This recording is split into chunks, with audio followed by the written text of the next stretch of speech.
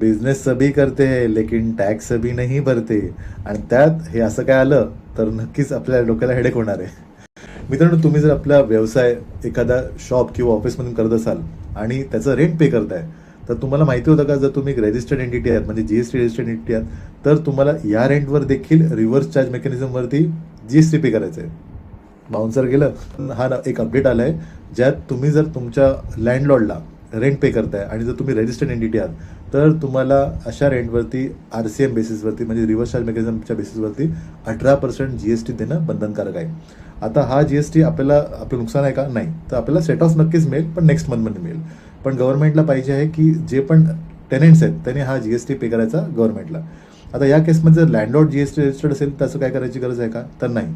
लँडलॉर्डने मग अशा केसमध्ये जीएसटी रेंटवरती लावावा, तो कलेक्ट करावा टेनंटकडून आणि तो गव्हर्नमेंटला भरावा.